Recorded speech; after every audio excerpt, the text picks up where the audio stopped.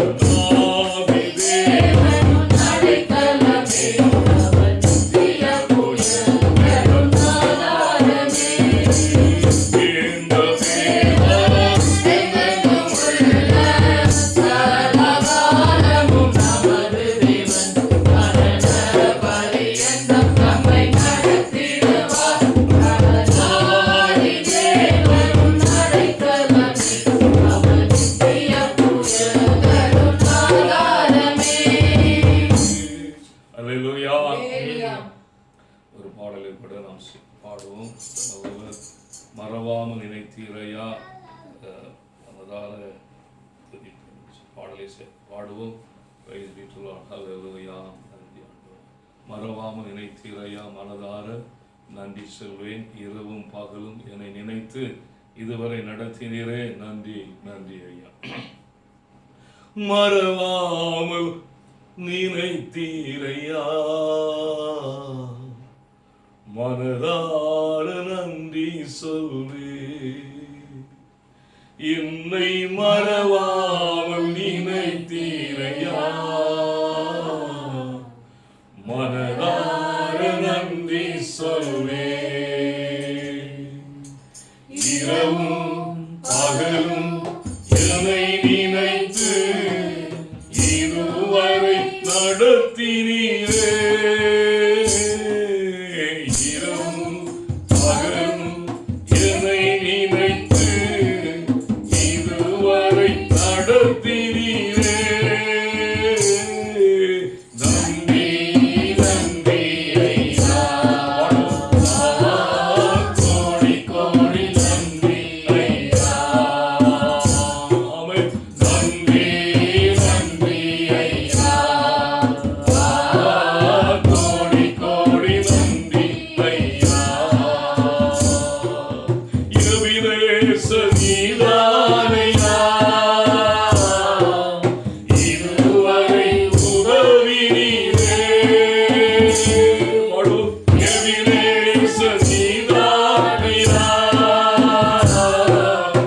இதுவரை உதவினீரே.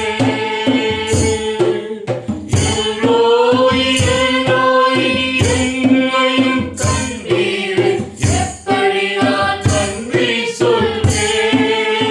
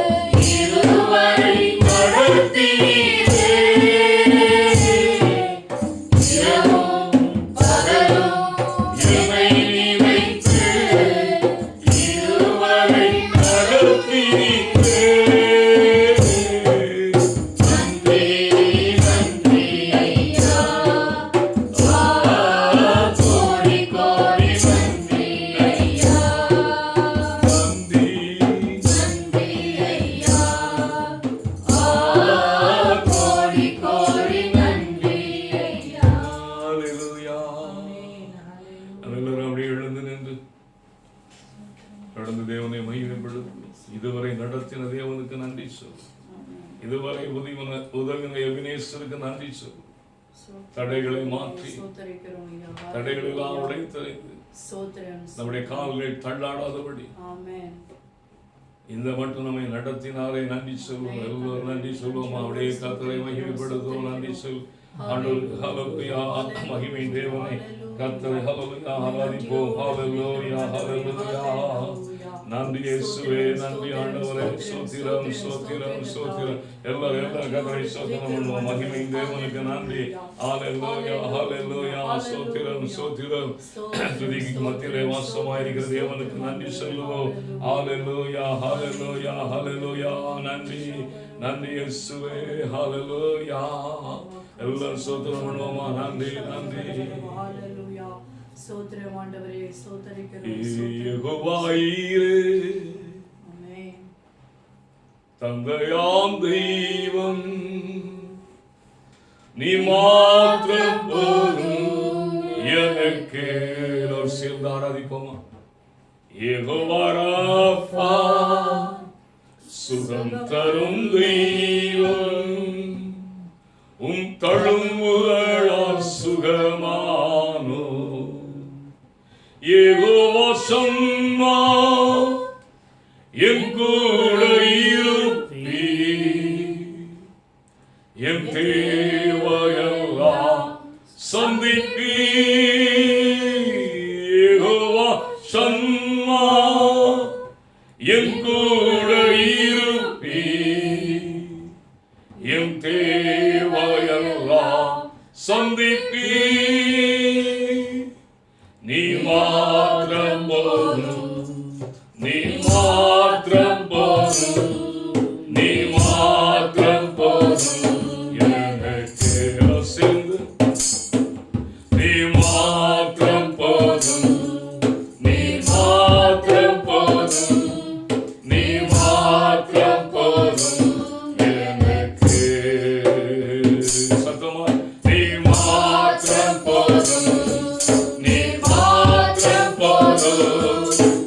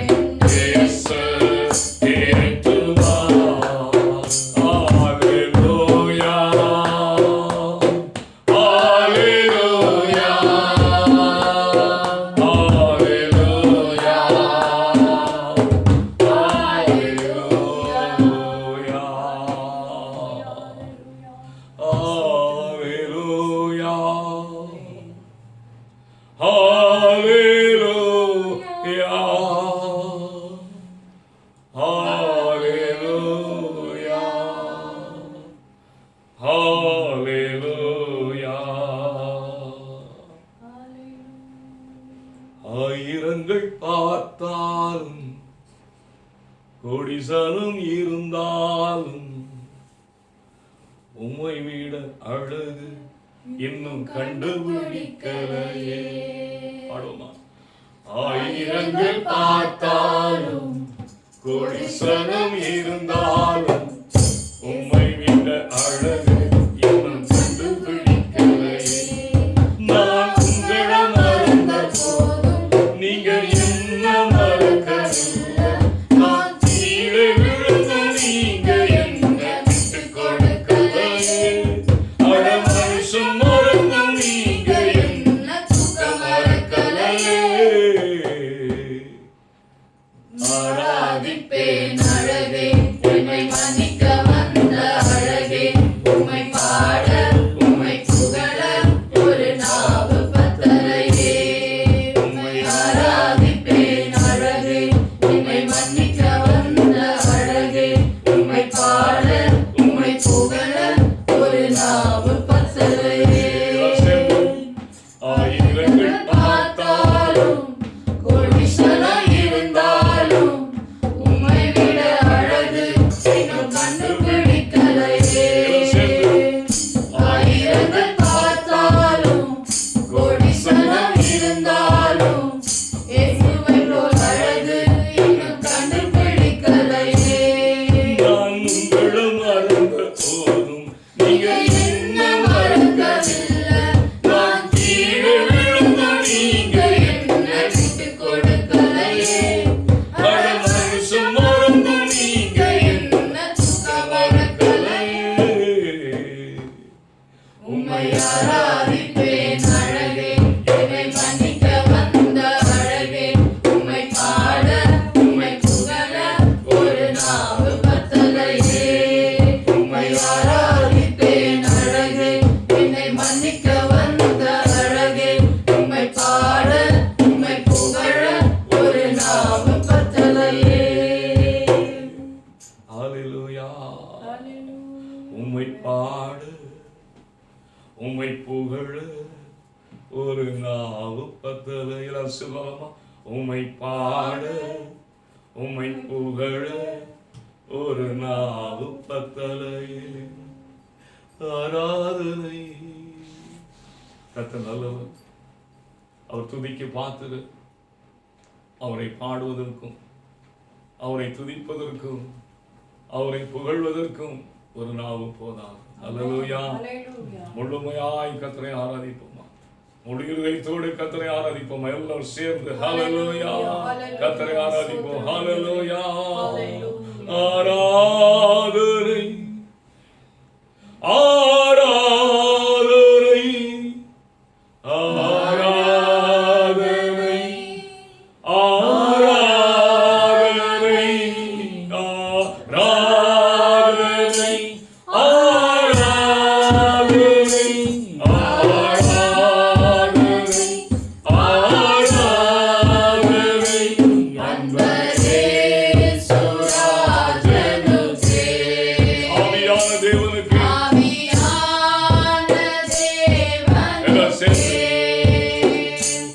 அன்பரே சுராஜனுக்கே. ஆவியான தேவனுக்கே. அன்பர் இயேசுராஜனுக்கே. ஆவியான தேவனுக்கே. ஹல்லேலூயா. ஹல்லேலூயா. ஹல்லேலூயா. கரங்களை உயர்த்தி. ஹல்லேலூயா. ஒரு விஷயம் கூட. ஹல்லேலூயா. ஹல்லேலூயா. ஹல்லேலூயா. ஹல்லேலூயா. நன்றி ஆண்டவரே. ஹல்லேலூயா. உம்மை மகிமைப்படுத்தி உம்மை துதிக்கிறோம். ஆராதனைக்கு பாத்திர நீர் ஒருவர், துதிக்கு பாத்திர நீர் ஒருவர், தூயாதி தூயவர் நீர் ஒருவரே. பரிசுத்தர் பரிசுத்தர் பரிசுத்தர் என்று அழைக்கப்படுகிற நீர் ஒருவரே. சேனைகளின் தேவன் பரிசுத்தர், சேனைகளின் கர்த்தர் பரிசுத்தர். நன்றி ஆண்டவரே, உமக்கு நன்றி செலுத்தி தேவன் தாமே தொடர்ந்து இந்த நாளிலும் தொடர்ந்து நடத்தும்படியாக நம்மோடு இன்னும் கர்த்தர் இடைபடும்படியாக கர்த்தர் தம்முடைய வார்த்தைகளை அனுப்பி ஜனங்களை ஆசீர்வதிக்க முடியும், ஜனங்களை இன்னும் விடுதலை ஆக்க முடியாது. கர்த்தருடைய சமூகத்திலே காத்திருப்போம். இப்பொழுது அப்படி நின்ற வண்ணமாக வேத புத்தகத்தை எடுத்து சங்கீதம் 23 நாம் எல்லோரும் சேர்ந்து வாசிக்கலாம்.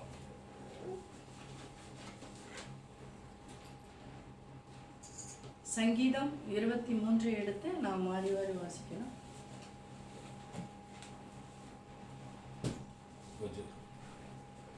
எல்லோரும் எடுத்துக்கொள்ளும். தாவீதின் சங்கீதம்.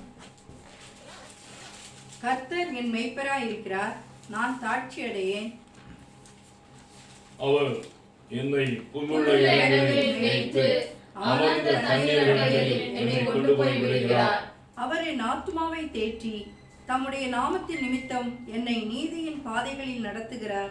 நான் மரணங்களின் பள்ளத்தாக்கில் நடந்தாலும் பொல்லாப்புக்கு பயப்படேன். தேவரீர் என்னோடு கூட இருக்கிறீர். உமது கோலும் உமது தடியும் என்னை தேற்றும். என் சத்துருக்களுக்கு முன்பாக நீர் எனக்கு ஒரு பந்தியை ஆயத்தப்படுத்தி என் தலையை எண்ணெயால் அபிஷேகம் பண்ணுகிறீர். என் பாத்திரம் நிரம்பி வழிகிறது. சேர்ந்து வாசிப்போம். என் ஜீவனுள்ள நாளெல்லாம் நன்மையும் கிருபையும் என்னை தொடரும். நான் கர்த்தருடைய வீட்டிலே நீடித்த நாட்களாய் நிலைத்திருப்பேன். நல்லவர். அப்படியே உட்காருவோம்.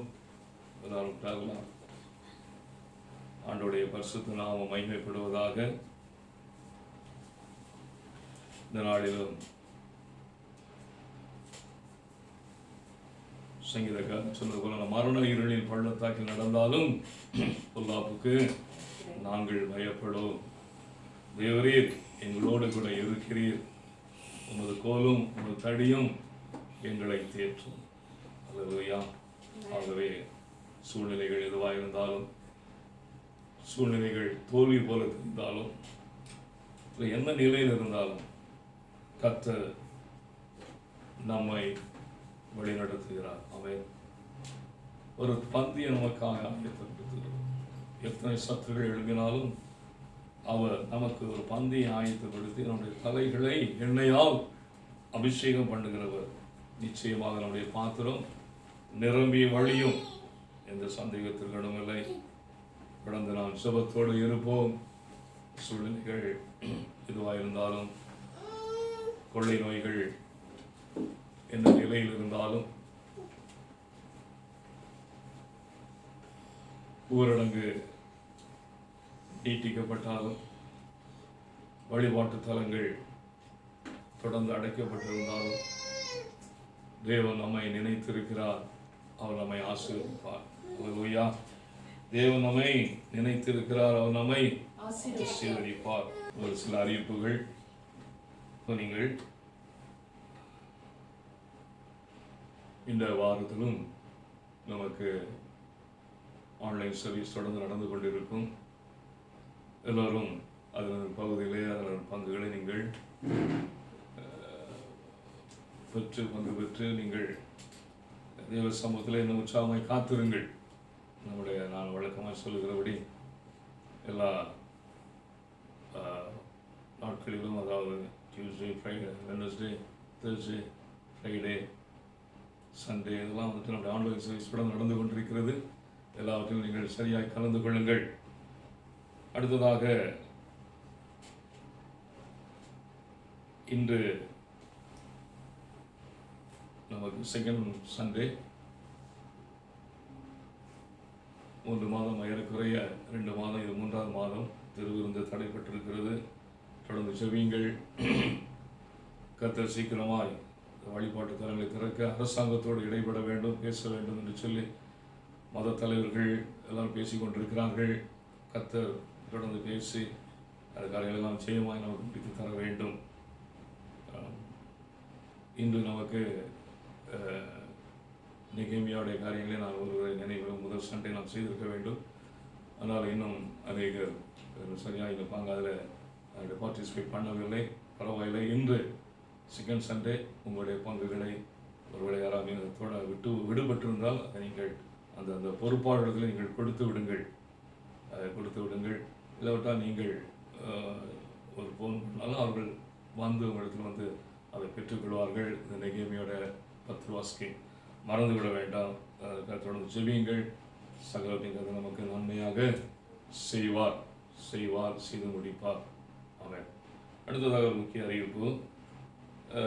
நமக்கு கொள்ளுமேடு இருக்கிற அருமையான குடும்பத்தார் புஷ்பலதா சுதாகர், கொள்ளுமேட்டில் இருக்கிற அந்த குடும்பத்துடைய மகன் சுரேஷ், அதாவது சுதாகர் அண்ட் புஷ்பலதாவுடைய மகன் சுரேஷ் அவர்களுக்கும் புளியந்தோப்பில் இருக்கிற அருமையான வஜ்ரவேல் மற்றும் வேளாங்கண்ணி என்னுடைய மகள் வாணி என்ற ஃபெலினாவுக்கும் திருமணம் நிச்சயிக்கப்பட்டிருக்கிறது. ஏற்கனவே நிச்சயம் செய்து சில நாட்கள் ஆகிவிட்டது. அதை இப்பொழுது 2 பேரும் ஒரு 2 குடும்பத்தாரும் 2 சபையாரும் கூட சொல்லலாம், அவர்களும் அந்த ஒரு ஆவிக்குரிய சபைக்கு தான் சென்று கொண்டிருக்கிறார்கள். புளியாந்தோப்பில் இவர்கள் நம்முடைய வெள்ளாளர் சபைக்கு வருகிறார்கள். ஆகவே அந்த திருமணம் நிச்சயிக்கப்பட்டு வருகிற 24ஆம் தேதி புதன்கிழமை மாலை 4 மணிக்கு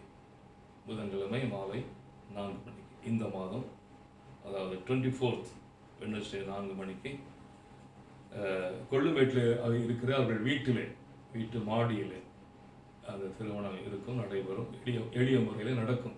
அப்படிதான் நடந்து கொண்டிருக்கிறது இதுவரைக்கும். ஆகவே அதே போல் அதே சிஸ்டம் நம்ம ஃபாலோ பண்ணுறோம். ஆகவே அதுக்காக ஜெபித்துக் கொள்ளுங்கள். இது முதல் வேலை, ஃபர்ஸ்ட் பேண்ட். ஓகே, கர்த்தர் நம்மை ஆசீர்வதிப்பாராக.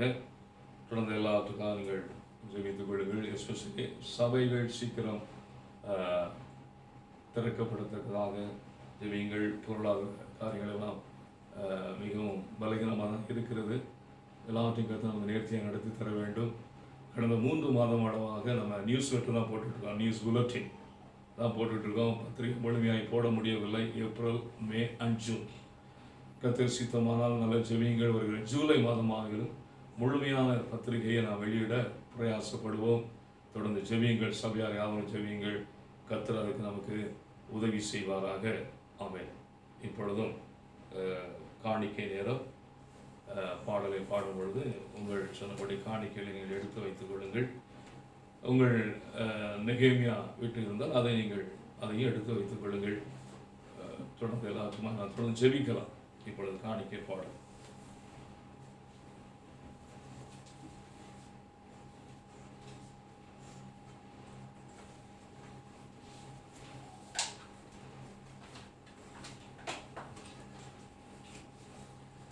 கர்த்தரை நம்பியே ஜீவிப்போம், கவலை கஷ்டங்கள் தீர்ந்திடும், கைவிடா காத்திடும் பரமனின்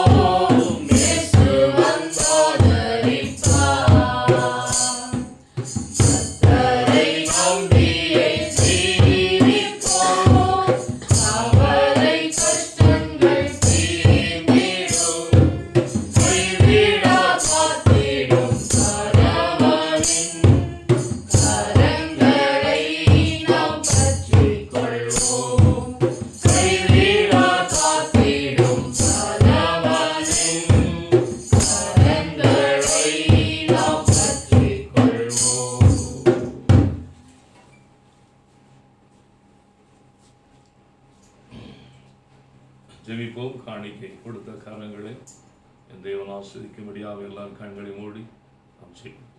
இரக்கமும் மனதிற்கும் நல்ல தகப்பனே, கொடுத்த கரங்களை ஆசீர்வதியும். கர்த்தருடைய ஊழியத்திற்கென்று கர்த்தருக்கென்று நாங்கள் கொடுக்கிற ஒவ்வொரு சிறியதையும் பெரியதையும் கர்த்தர் நீர் எண்ணுகிற தேவனாக இருக்கிறது, கணக்கு வைக்கிற தேவனாக இருக்கிறது. அதனுடைய கிரியைகளுக்கு தக்க பலன் நீ திரும்ப தருகிற தேவனாக இருக்கிறது. ஆண்டவரே, அமுக்கை குலுக்கி சரிந்து விழும்படியாய் செய்த தேவனாக இருக்கிறது. ஆகவே நாங்கள் இன்னும் உற்சாகத்தோடு ஆண்டவரை உமக்கு நாங்கள் கொடுக்கவும், உம்மிடத்தில் நன்மையும் ஆசீர்வாதம் பெற்றுக்கொள்ளவும் தேவன் உதவி செய்கிறார். கொடுத்த ஒவ்வொரு கரங்களையும் கர்த்தர் ஆசீர்வதிக்கிறார். ஆண்டவர், இந்த நாளிலே கொடுக்கப்பட்ட காணிக்கை, ஆண்டவரே கொடுக்கப்பட்ட மிஷனரி காணிக்கைகள், நெகேமியா காணிக்கைகள் ஒவ்வொன்றையும் தேவன் ஆசீர்வதிக்கிறார். அதுக்கு எல்லா பிரதிபலனையும் கர்த்தர் பன்மடங்காய் திரும்ப தருகிறார். உடைய திருநாமம் மகிமைப்படட்டும்.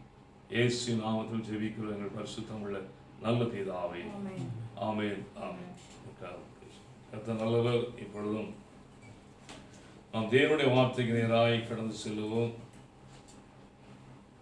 நாளிலே தேவன் கொடுத்த வார்த்தையை நாம் தியானிக்கலாம்.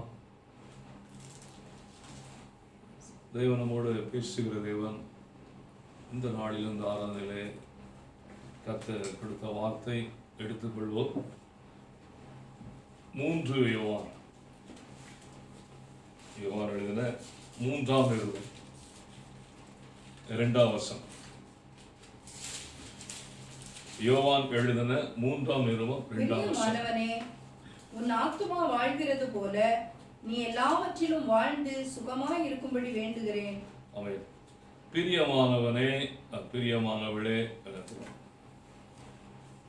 உன் ஆத்துமா வாழ்வது போல நீ எல்லாவற்றிலும் வாழ்ந்து சுகமாய். ஆமென். பிரியமானவனே, உன் ஆத்துமா வாழ்வது போல நீ எல்லாவற்றிலும் வாழ்ந்து சுகமாய். The prosperity, நீ எல்லாவற்றிலும் செழித்து இருக்கணும், எல்லாவற்றிலும் நீ ஆஸ்வாதமாக இருக்கணும் என்று தேவன் விரும்புகிறார். எல்லாவற்றிலும் வாழ்ந்து சுகமாக இருக்க வேண்டும். ஆனால் அதுக்கு முன்பாக ஒரு காரியத்தை வைக்கிறார். உன் ஆத்மா வாழ்வது போல, அவன் வாழ்வது போல நீ எல்லாவற்றிலும் வாழ்ந்து சுகமாக இருக்க வேண்டும். எல்லாவற்றிலும் வாழ்ந்து சுகமாக இருக்க. இதை அந்த வார்த்தை அப்படியே ஆங்கிலத்தில் வாசிக்கும் பொழுது அங்கே வாசிக்கலாம். ஆங்கில வேதத்தில் வாசிப்போம். Beloved, I pray that you may prosper in all things and be in health just as your soul prospers. கவனிங்கள், மறுபடியும் ரிப்பீட் பண்ணுங்க one by one. Beloved, I pray that you may prosper in all things and be in health Okay. Just as your soul prospers. கவனிங்கள், இந்த ரெண்டுக்கும் உள்ள வித்தியாசம் நான் எதுக்காக ஆங்கிலத்தில் வாசிக்க சொன்னால், நீ எல்லாவற்றிலும் வாழ்ந்து சுகமாயிரு, உன் ஆத்மா வாழ்வது போல என்று சொல்லி தமிழில் சொல்லப்பட்டிருக்கிறது. ஆங்கிலத்தில் ஒரு வார்த்தை உள்ளே வந்திருக்கிறது, to be in health என்ற வார்த்தை. And be in health. இப்போ ஒரு நபரை பார்த்தா கேட்போம், உங்க ஹெல்த் எல்லாம் எப்படி இருக்குங்க, நல்லா இருக்கா, அந்த ஹெல்த் நல்லா இருக்கா? எஸ், ஓகே என்று சொல்லுவார்கள். அது எதை குறிக்கிறது சொன்னால், நீங்கள் எல்லாவற்றிலிருந்தும் நல்ல சுகமாக இருக்கிறீங்களா, வியாதி கீதி ஒன்றும் இல்லையா, ஆர் யூ ஓகே, உங்கள் ஹெல்த்தெல்லாம் எப்படி இருக்குது என்றெல்லாம் சொல்லி அந்த பொதுவான ஒரு காமன் வேர்டு. இந்த வார்த்தை ஹெல்த் என்று சொல்லிய வார்த்தையை அந்த ஆங்கில வேதத்தில் நான் பார்க்கிறேன். கவனிங்கள், இதை நான் மறுபடியும் தமிழுக்குள் கொண்டு வருகிறேன். தமிழ் வார்த்தைக்குள்ள, பிரியமானவனே, ஒரு ஆத்மா வாழ்வது போல எல்லாவற்றிலும் வாழ்ந்து சுகமாக இருக்கணும். அப்போ நம்முடைய ஆவியிலும் சுகமாக இருக்கணும், நம்முடைய ஆத்மாவிலும் சுகமாக இருக்கணும், நம்முடைய சரீரத்தில் நாம் சுகமாக இருக்கணும். நீ வாழ்ந்து சுகமாக என்று சொன்னால், இந்த மூன்றிலும் உள்ள சுகம், மூன்றிலும் இருக்கிற சுகத்தை தான் அது குறிப்பதாக இருக்கிறது. இந்த ஹெல்த் என்ற வார்த்தையை பார்க்கும் பொழுது ஒரு வியாதியற்ற நிலைமை என்று சொல்லலாம், வியாதியிலிருந்து முற்றிலும் நீங்கின நிலைமை என்று கூட சொல்லலாம். பொதுவாக முன்னோர்கள் சொல்வாங்க, நோயற்ற வாழ்வை குறைவற்ற செல்வம் என்று சொல்வது உண்டு. ஆமென். அப்படி என்றால் நம்முடைய ஆவியிலேயும் நம்ம வியாதி இல்லாமல் இருக்கணும், நம்முடைய ஆத்மாவிலும் வியாதி இல்லாமல் இருக்கணும், சரீரத்திலும் வியாதி. நம்ம சரீரத்திலும் இப்போ நம்ம போகலாம். சரீரத்திலும் வியாதியற்ற நிலைமை என் தேவன் விரும்புகிறார். அதை வியாதியோடு இருப்பது தேவனுக்கு பிரியமானது அல்ல. ஆத்மாவில் வியாதி இருக்கக்கூடாது. சரீர வியாதி ஒரு விதம் என்று சொன்னால், ஆத்மாவில் வியாதி இன்னொரு விதம், ஆவியில வியாதி இன்னொரு விதம். ஆக மொத்தத்தில் இந்த மூன்றில் நம்ம வியாதியற்ற நிலைமையில ப்ராஸ்பரஸா இருக்க வேண்டும், செழிப்பா இருக்க வேண்டும். இதை தான் விரும்புகிறார். இதை தான் சொல்லப்படுது. ஆத்மா, சரீரம், as well as spirit, ஆவி, இந்த மூன்றில் ஒரு பூரணமான விடுதலையை பெற்றவராய் இருப்பதுதான் வாழ்ந்து சுகமாயிருத்தல். ஒரு அல்லேலூயா சொல்வோமா? அல்லேலூயா, ஆமென். அருமையானவர்களே, கவனிங்கள். முதலாவது நான் இந்த சரீரத்தை நான் எடுத்துக்கொள்ளுவேன். சரீரம் வியாதியிலிருந்து முற்றிலும் நீங்கின நிலைமையை தேவன் விரும்புகிறார். வாசிக்கலாம். யாத்ராகமம் 23:25 வாசிக்கலாம். யாத்ராகமம் 23:25 ஒருவர் வாசிப்போம். உங்கள் தேவனாகிய கர்த்தரையே சேவிக்க கடவீர்கள். உங்கள் தேவனாகிய கர்த்தரையே சேவிக்க கடவீர்கள். அவர் உன் அப்பத்தையும் உன் தண்ணீரையும் ஆசீர்வதிப்பார். வியாதியை உன்னிலிருந்து விலக்குவேன். பாருங்க, அப்பத்தையும் தண்ணீரையும் ஆஸ்வதிக்கிற தேவன். நீ எல்லாத்துலயும் ஆசீர்வாதம். அப்பம் ஆஸ்வாதமா இருக்கணும், உன் தண்ணீர் ஆஸ்வாதமா இருக்கணும். இதுக்கிடையில் வியாதி வரக்கூடாது. ஒருவேளை வந்துட்டு அந்த வியாதி உன்னிலிருந்து நான் விரும்புகிறேன். உன் சரீரத்தில் வியாதியோடு இருப்பது தேவனுக்கு பிரியமானது அல்ல. கவனியுங்கள், சரீரம் ஒன்று இருந்தால் பலகீனம் இருக்கும். அல்ல, புரிந்து கொள்ளுங்கள், ஒரு குழப்பம் வேண்டாம். சரீரம் ஒன்று இருந்தால் பலகீனம் ஒன்று இருக்கும். திடீர்னு ஒரு தலைவலி வரும், திடீர்னு ஒரு காது வலி வரும், ஏதாவது ஒன்று சின்ன சின்ன டிஸ்டர்பன்ஸ் இருக்குதான் செய்யும். இட்ஸ் நேச்சர், இது இயற்கை. சரீரம் ஒன்று ஏதாவது சின்ன பலகீனம் அப்படி இப்படி இருந்துட்டு தான் இருக்கும். பட் வியாதி என்று சொல்லும் பொழுது அது மரணத்துக்கு ஏதுவாய் நம்மை கொண்டு போவதாக இருக்கும். ஆமென். அது அந்த வியாதிகள், அப்படிப்பட்ட வியாதிகளை தேவன் விரும்பவில்லை. தேவன் அதை விலைக்கு போடுகிற தேவனாயிருக்கிறார். சங்கீதம் 41:3 வாசிப்போம். சங்கீதம் 41:3 வாசிக்கலாம். சங்கீதம் 41:3 வாசிப்போம். படுக்கையின் மேல் வியாதியாய் கிடக்கிற அவனை, கவனிங்கள், படுக்கையின் மேல் வியாதியாய் கிடக்கிற அவனை கர்த்தர் தாங்குவார். அவனுடைய வியாதியிலே அவன் படுக்கை முழுவதையும் மாற்றி போடுவீர். அவன் வியாதியோடு படுக்கையில கிடப்பது தேவனுக்கு புரியுமா? புரியுதா உங்களுக்கு? வியாதியோடு ஒருத்தன், அதை நான் சொல்றது தேவனுடைய ஜனங்கள், தேவ சபை, தேவ மனுஷன், தேவ ஊழியக்காரன், ஒரு வியாதியோடு படுக்கையில் இருப்பது தேவனுக்கு புரியும். நீ வாழ்ந்து சுகமாக இருக்கணும். ஒரு அல்லேலூயா சொல்லணும். நீ வாழ்ந்து சுகமாக இருக்கணும். அதான் அவருடைய டிசைர், அவருடைய விருப்பம். ஆமென். சரி, இப்போ நம்ம சரீரத்தை குறித்து பார்த்து கொண்டிருக்கிறோம். சரீரத்தில் வியாதி, நான் வியாதி சொல்வது மரணத்துக்கு எதுவான சில வியாதி, அது தேவன் விரும்பவில்லை. ஏன் வியாதி வருகிறது? வேதம் என்ன சொல்லுகிறது? சரீரத்தில் எங்க வியாதி வருது? வேதம் என்ன சொல்லுகிறது? வியாதி வருவதற்கு 1000 காரணம் சொல்லலாம். பட் வேதம் என்ன சொல்லுகிறது? வாசிக்கலாம். முதலாவதாக, இந்த வியாதி ஏன் வருகிறது என்று சொன்னால், வேதத்தின்படி நான் சொல்கிறேன், வேத வசனத்தின்படி சொல்கிறேன். The first reason வாசிக்கலாம். யோவான் 5:5 வாசிப்போம். யோவான் உடைய சுவிசேஷம் 5ஆம் அதிகாரம் 5ஆம் வசனத்தை வாசிப்போம். 38 வருஷம், கவனிங்கள், 38 வருஷம் வியாதி கொண்டிருந்த ஒரு மனுஷன் அங்கே இருந்தான். படுத்திருந்த அவனை இயேசு கண்டு அவன் வெகு காலமாய் வியாதியஸ்தன் என்று அறிந்து அவனை நோக்கி சொஸ்தமாக வேண்டும் என்று. அந்த சாப்டர்ல நான் வரல. அவன் ஒரு வியாதியஸ்தன். ஓகே, அவன் ஒரு வியாதியஸ்தன். அதே அதிகாரம் 14 வாசிங்க. அதற்கு பின்பு இயேசு அவனை தேவாலயத்திலே கண்டு இதோ நீ சொஸ்தமானாய் அதிக கேடானது ஒன்றும் உனக்கு வராதபடி இனி பாவம் செய்யாதே. கவனிங்கள், 38 வருஷமா அவன் கிடக்காம தெரியும், எவனும் சட்டை பண்ற மாதிரிலாம் ஒண்ணு இல்லை. ஆனா இயேசு அவனை இரக்கத்தின் தேவன் தேடி சொல்லுகிறார். சுத்தமாக விரும்புகிறாயா? எஸ். அவனை சுகமாக்குகிறார். சுகமாக்கி அவன் படிக்க எடுத்துட்டு போயிட்டான். மறுபடியும் அவனை எங்கே காண்கிறார்? தேவாலயத்திலே அவனை கண்டு என்ன சொல்கிறேன், நீ சுத்தமானாய், இனி அதிக கேடு உனக்கு ஒன்று உண்டாகாதபடி நீ நல்ல கவனிகள், பாவம் செய்யாதே. அப்ப இவனுடைய வியாதிக்கு என்ன காரணம்? பாவம். நல்ல கவனித்தார். இப்ப இவனுடைய வியாதிக்கு காரணம் என்ன? பாவம். வேற ஆண்டவர் சொன்னார், இனி உனக்கு அதிக கேடானது ஒன்று உண்டாகாதபடி பாவம் செய்யாது. இது இயேசுடைய வார்த்தை. அப்ப முதலாவதாக வியாதி, மரணத்துக்கு எதிரான வியாதிகள் ஏன் வருது? பாவத்தினாலே வருகிறது. Bible says. அல்லேலூயா. ஆதியாகமம் 4:7 வாசியுங்கள். ஆதியாகமம் 4:7. ஆதியாகமம் 4:7. நீ நன்மை செய்தால் மேன்மை இல்லையோ?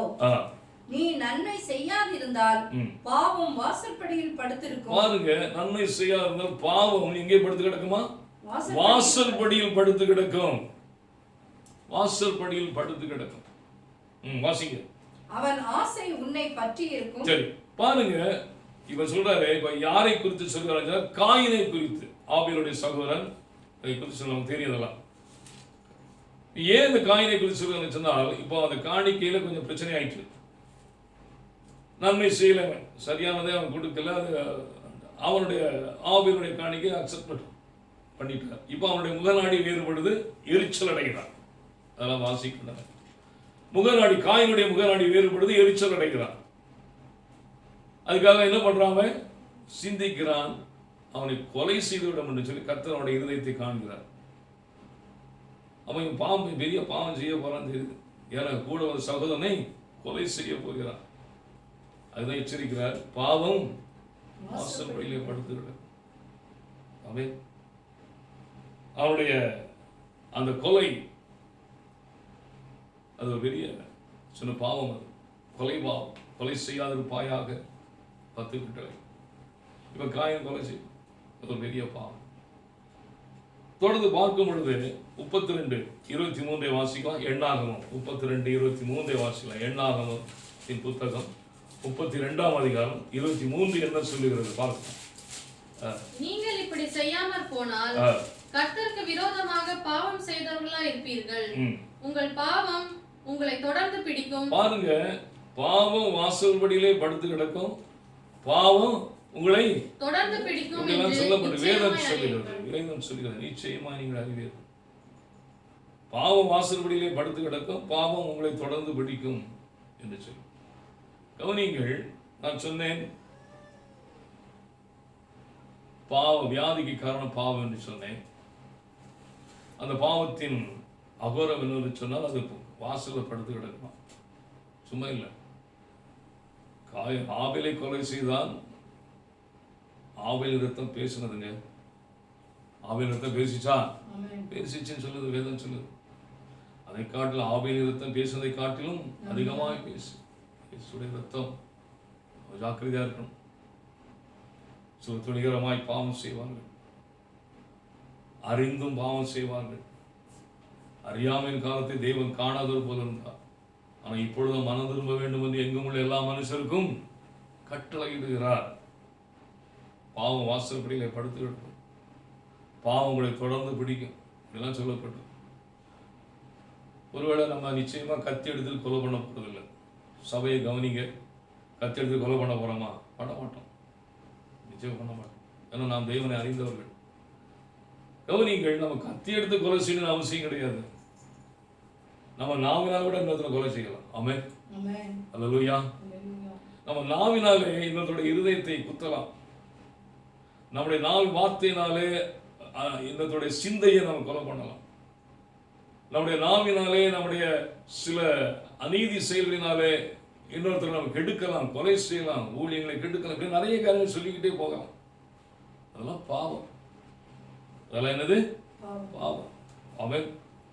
கவனிங்கள், சிலருடைய இருதயங்கள் வேதனைப்படுகிறது என்று சொன்னால், சிலருடைய சிந்தைகள், நடந்து செல்கிற பாதைகள், சிலருடைய ஊழியம் இப்படியெல்லாம் கொலை விவாதம் நடந்து கொண்டு தான் இருக்கும். அங்கே கத்தி தான் இருக்காது. இப்படியும் அதுவும் பாவம் தான். நீ எச்சரிக்கையாக இருக்கணும். எச்சரிக்கணும். காயும் தான் பாவம் செய்தான் நாமெல்லாம் அப்படி கிடையாது. To be very careful.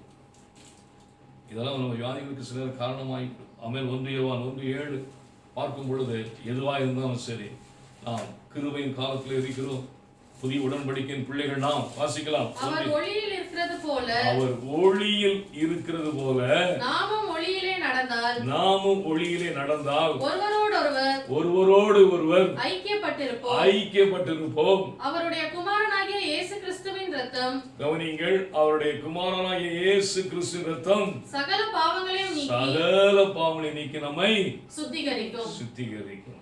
அன்று நியாய பிரமாணத்தின் காலத்திலே பல்லுக்கு பல், கண்ணுக்கு கண், புதிய காலம். நம்ம அறிக்கையிடும் பொழுது, மனம் திரும்பும் பொழுது, மனம் பொருந்தும் பொழுது, நிச்சயமாக இரக்கத்தின் தேவன், மனதுருக்கத்தின் தேவன் ஆமென் என்ன பண்றாரா? நம்முடைய பாவங்களை மன்னிக்கிறவராய் இருக்கிறார். ஆமென். பாவங்களை மன்னிக்கிறவராய் இருக்கிறார். வாசிங்கள் தொடர்ந்து.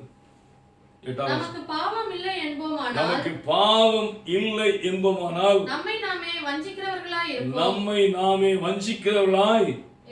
இருப்போம். சத்தியம் நமக்குள் இராது. ஆமென். அல்லேலூயா. நம்ம எச்சரிக்கை. கத்தி எடுத்தாதான் பாவம் கிடையாது. அதிகமாக கத்தினாலும் பாவம் தான். அந்த கத்துறது சில சமயம் கோபத்தில் வரும், அது தணிந்து போகும், அதெல்லாம் ஒரு பெரிய பாவம் கிடையாது. ஆனால் அநேகரை வழிகளை, வாழ்க்கையை, பாதைகளை, ஊழியங்களை நஷ்டப்படுத்தும் என்று சொன்னால் அது ஒரு பாவமாய். We have to be very careful. அல்லேலூயா. முதலாவதாக கவனிங்கள், இப்போ பாவத்தினால் வருகிற வியாதிகளுக்கு நாம் நீங்களாக இருப்போம். ஃபர்ஸ்ட் ரீசன் என்னது? வியாதிக்கு காரணம் என்ன? பாவம். ரெண்டாவது என்ன தெரியுமா? வாசிக்கலாம். ஏசாயா 23:5 வாசிக்கலாம். ஏசாயா 23:5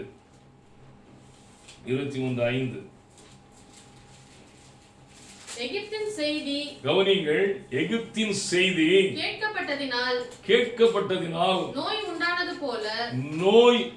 போல தீருவின் செய்தி கேட்கப்படுவதினாலும் நோய் உண்டாகும். இது என்னப்பா உண்டாகும்? எகிப்தின் செய்தி கேட்டதுனால இப்ப என்னாச்சா? எகிப்தின் செய்தி என்னவா இருக்கும்? நற்செய்தியாவா இருக்கும்? துர்ச்செய்தி. அந்த அதிகாரத்தை நீங்க ஆரம்பத்தில் பார்க்கலாம். தீருவின் பாரம் என்று சொல்லுங்க. தீருவின் பாரம் என்று சொல்லக்கூடிய தீருவின் பாரம் நிறைய இருக்காது. நீங்க வாசித்து பாருங்க. தீருவினுடைய செய்தி என்னவா இருக்கும்? துர்ச்செய்தியா தான் இருக்கும். நற்செய்தி அங்கே கிடைக்காது. அப்போ துர்ச்செய்தியை கேட்கிறதால நமக்கு என்ன வருது? பயம் வருது. நோய் அப்புறம் வரும். முதல்ல என்ன வரும்? பயம் வரும். இப்போ மீடியாவில் நம்ம பார்க்குறோம், டிவியில் என்ன பண்ணுறான்? லிஸ்ட்டு போடுறான். கொரோனா 3 மாதம் போட்டுட்டு இருக்கிறான். பயமுறுத்துறான்.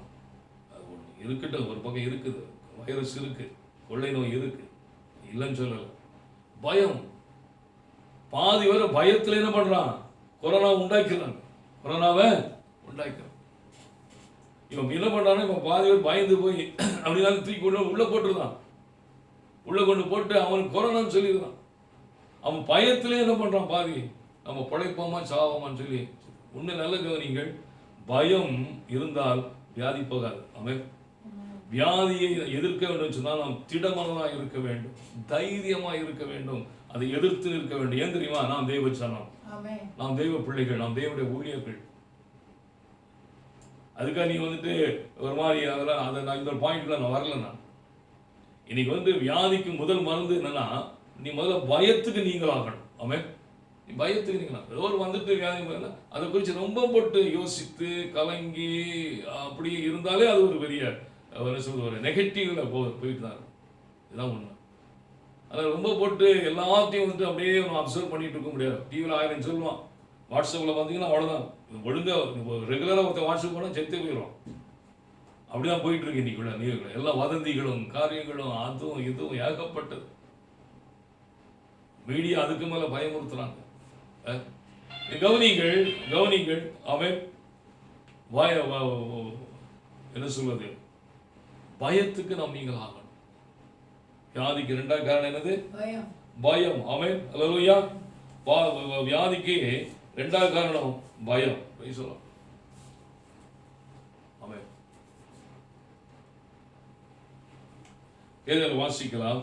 அந்த எகிப்தினுடைய செய்தியை கேட்டதால நோய் உண்டாச்சா, தீர்வின் செய்தி கேட்டதால நோய் உண்டாச்சா, துர்ச்செய்தியை கேட்டாலே வந்துட்டு பயம் வருங்க.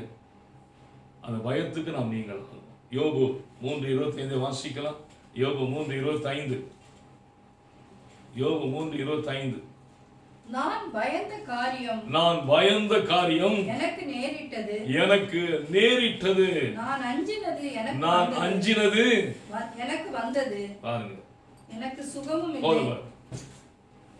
பயந்த காரியம் எனக்கு நேரிட்டதுங்க. வசனத்துல ஆதாரம். நான் எதை குறித்து அஞ்சினோ அது எனக்கு நேரிட்டது, வந்துட்டு. ஆமென். கவனிங்கள், இதெல்லாம் வந்து ஒரு மருந்து வியாதிகளுக்கு நீங்களாகும். முதல்ல ஏன்ப்பா இப்படிப்பட்ட வியாதினா, முதலாவது பாவம். வேதம் தெளிவாக சொல்லுது, because of the sin. Second thing பயம். பயந்தாலே போச்சு. கர்த்தர் வியாதிகளை மேற்கொள்ள அதிகாரங்களை கொடுத்தால நிறைய இருக்கு. தேவ வசனம் இருக்கிறது, அவருடைய தழும்புகள் இருக்கிறது, எல்லாம் இருக்கு. அதுக்காக வந்து நம்ம என்ன பண்ண எல்லாம் இருக்குன்னு சொல்லிவிட்டு ஒரு மாதிரி அதாவது என்ன சொல்றது, நிர்விசாரமாக இருக்கக்கூடாது, ஒரு மாதிரி மடத்தனம் அப்படியும் இருக்கக்கூடாது. You have to be careful. Instruction இருக்குன்னா ஃபாலோ பண்ணணும். அரசாங்கம் சில இன்ஸ்ட்ரக்ஷன் கொடுக்குன்னா ஃபாலோ பண்ணணும். ஆமென். அதெல்லாம் வேண்டியது, அதெல்லாம் நம்ம செய்துதான் ஆகணும். ஆனால் அதற்காக அதே குறித்து நினைச்சு பயந்து தான் நடக்கணும். So we have to be away from the fearless. பயங்களுக்கு நாம் நீங்களாகும். ஆமென். மூன்றாவதாக பார்க்கும் பொழுது கவனிங்கள், ஏதும் தெளிவாக சொல்லுங்க, நீ பயம் இல்லாத இருப்பாய், கொடுமைக்கு தூரமாவாய். வசனம் நிறைய இருக்கு. ஆனால் பயத்துக்கு நாம் நீங்களாகும். மூன்றாவதாக வியாதி ஏன் வருகிறது? ஃபர்ஸ்ட் பாயிண்ட் என்னது? பாவம். இரண்டாவது பயம். மூன்றாவது வாசிக்கலாம். யோவான் 11:3-4. யோவான் 11:3-4. அப்பொழுது அவனுடைய சகோதரிகள், ஆண்டவரே, நீர் சிநேகிக்கிறவன் வியாதியா இருக்கிறான் என்று சொல்ல. நீர் சிநேகிக்கிறவன், இவன் யாரு? லாசர்.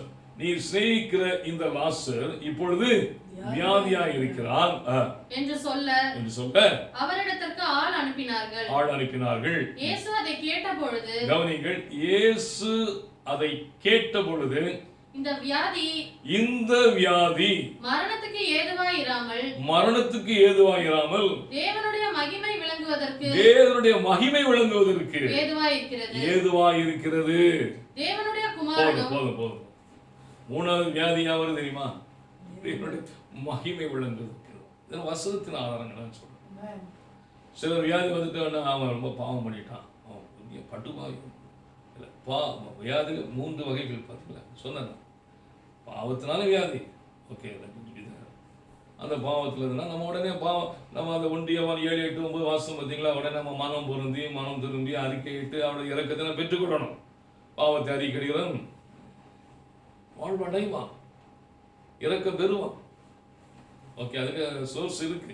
ரெண்டாவது வந்து பயத்தினாலே நாம் வியாதிக்கு நீங்களாக முடியாது. பயத்தினாலே நாம வியாதியை பயம் இல்லாமல் வியாதியை நாம் ஜெயிக்க முடியும். செகண்ட். மூணாவது ஒருத்தருக்கு வியாதி வந்திருக்குன்னா அது எதனால வருதுன்னா, ஆல்சோ திஸ் ரீசன். என்ன ரீசன்? தேவனுடைய மகிமை விளங்குவதற்கு எதுவாக. அதில் புரிந்து கொள்ளும். வியாதி வந்துச்சுன்னா ஒரே வியூல பார்த்துட்டு இருக்க கூடாது, ஒரே வியூல பார்க்க கூடாது. வேத வசனம் என்ன சொல்லுகிறது, இங்க என்ன சொல்லுது, இங்க என்ன சொல்லுது, இங்க என்ன சொல்லுது, வேத புத்தகம். அப்போ மூன்றாவதாக வியாதி ஆகுதுன்னா தேவனுடைய மகிமை விளங்குவதற்கு எதுவாக வியாதி அனுமதிப்போம். நமக்கு நன்றாக தெரியும். லாசரு என்னாச்சு? வியாதிப்பட்டான். என்னன்னா செத்தான், மரித்தான், உயிர்த்தான். அவனுக்கு உயிர், அது மகிமை விளங்குவதற்கு எதுவும். அதுக்காக அவன் மரித்து உயிர் வருவான் அப்படி நான் சொல்ல வரல. சில வியாதிகளை தேவன் மகிமை, அவருடைய மகிமைக்கு எதுவாக தேவன் அனுமதிக்கிறார். ஆமென், அல்லேலூயா. ஆனால் வியாதியோடு நான் என்ன சொன்னேன், வியாதியோடு இருப்பது தேவனுடைய சித்தம் அல்ல. அதெல்லாம் புரிந்து கொள்ளுங்க. ஏன்னா ஒவ்வொருத்தரும் ஒவ்வொரு வீரை பார்க்கறாங்க. சிலர் வந்துட்டு பிடிச்சா 3 மைலுக்கு 3 கால் அப்படியே இருப்பாங்க. வேதத்தை எல்லா இடங்களும் பார்த்து ஆராய்ந்து எல்லாத்தையும் பார்த்து நலமானதை அப்படியே பிடிச்சி எல்லாம் நலமானதா வேதத்தில் பிடிச்சி ஆராய்ந்து பார்க்கணும். இங்கே என்ன சொல்லுது, இங்கே என்ன சொல்லுது, இங்கே என்ன சொல்லுது. நான் மறுபடியும் சொல்லுவேன், வியாதியோடு வாழ்வதும் வியாதியோடு இருப்பதும் தேவனுடைய விருப்பம் அல்ல. வியாதி படுக்கையை மாற்றுகிறவர், வியாதியை இடத்துல எடுத்து போடுகிறவர். ஆமென். நீ சரீரத்திலையும் சுகமாக இருக்கணும். பிரியமானவனே, ஆத்மா வாழ்வது போல to be in health, நீ சரீரத்திலையும் நீ ஆரோக்கியமா இருக்கணும். ஆமென், அல்லேலூயா. ஆகவே தான் இங்கே பார்க்கிறோம், அவன் சொன்னபடி லாசரு மகிமைக்கு எதுவான ஒரு மகிமையான சாட்சியாக அவன் விளங்கினான்.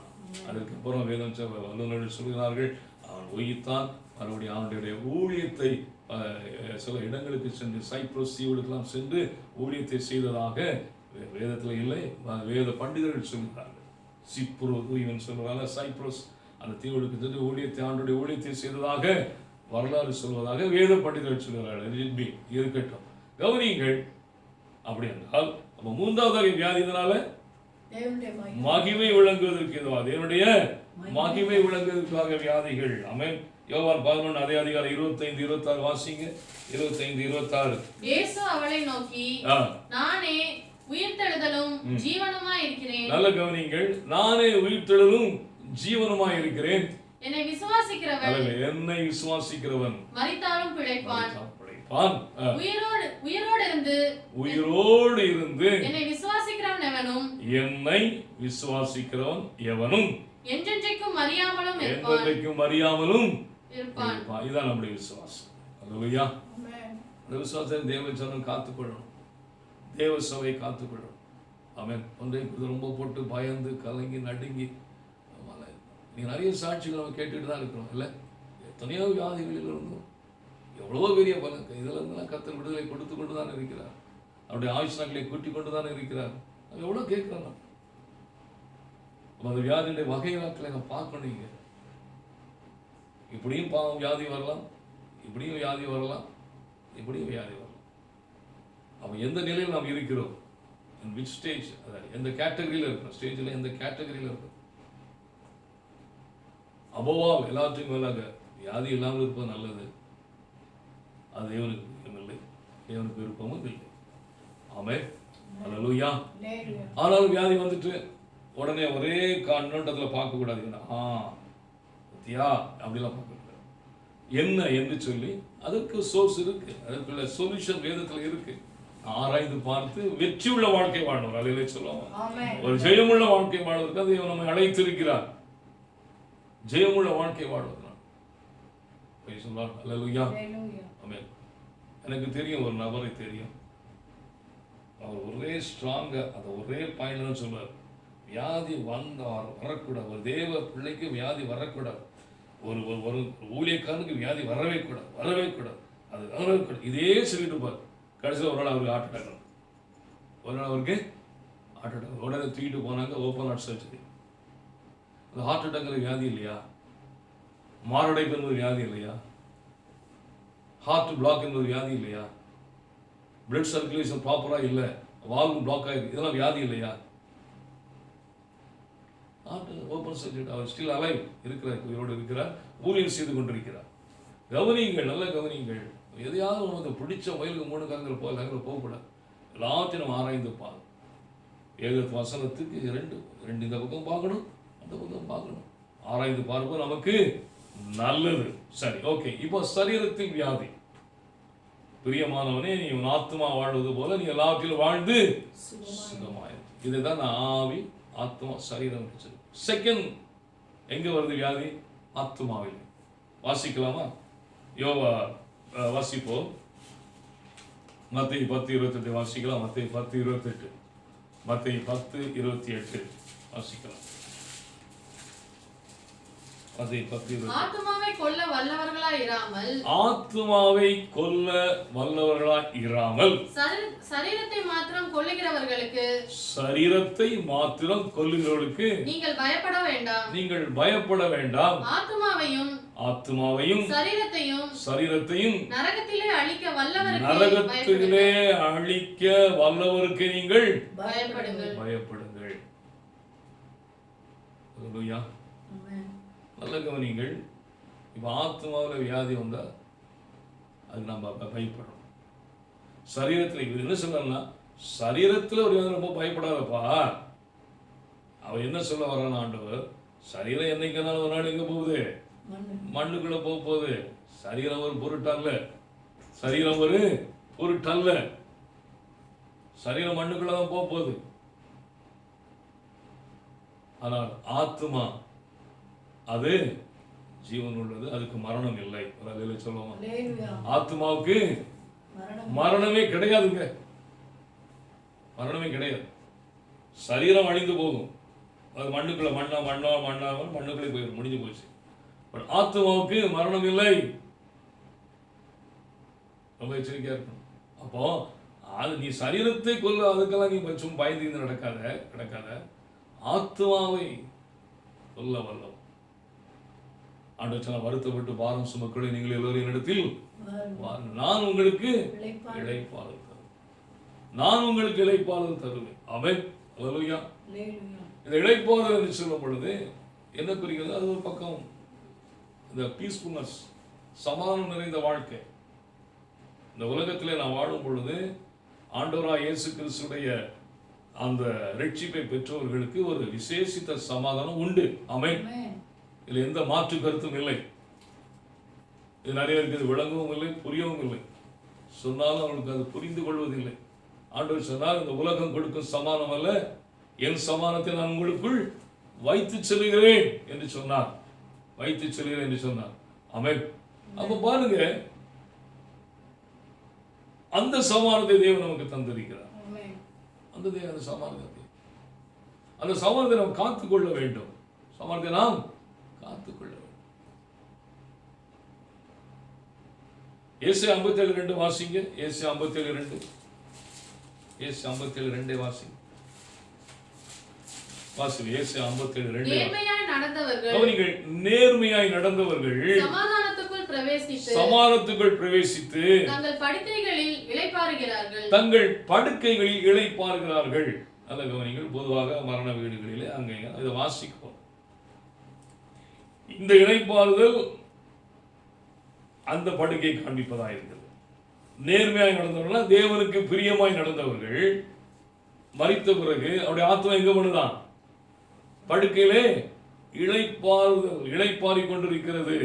நேர்மையாய் நடந்தவர்கள் சமாதானத்துக்குள் பிரவேசித்தாங்க. சமாதானம், தங்கள் படுக்கையிலே இளைப்பாறுகிறார்கள். அதே வார்த்தை இந்த உலகத்தில் நாம் ஜீவனோடு இருக்கும் போது நிறைவேறும்.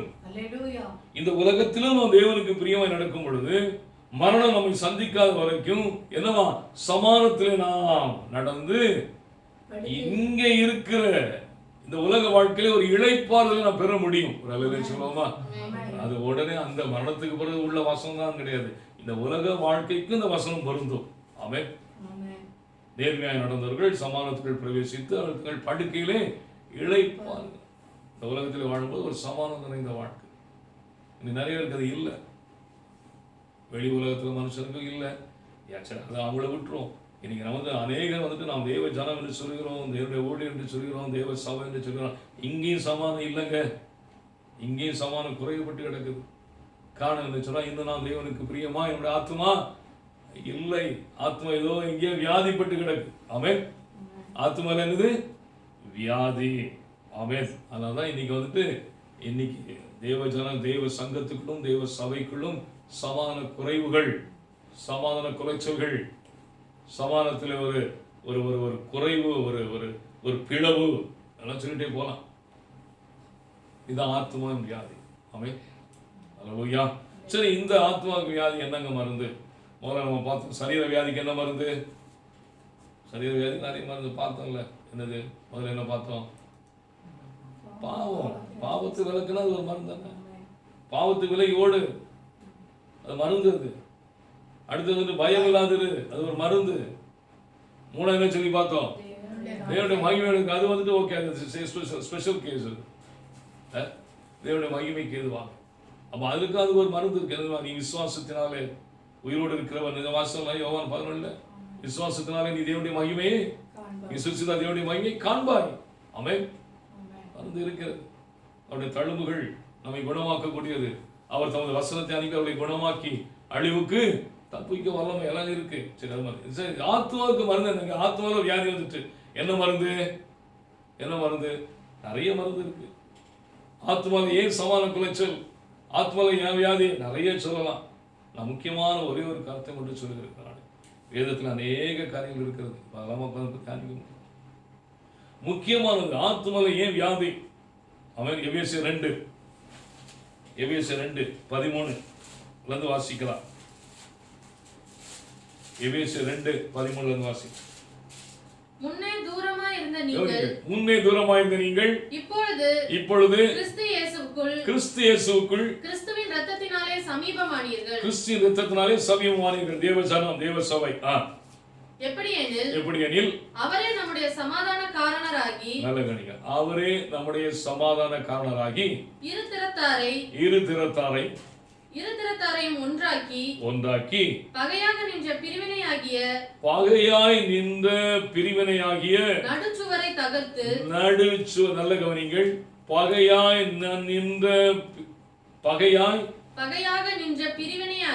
நின்ற பிரிவினையாகிய நடுச்சுவரை தகர்த்து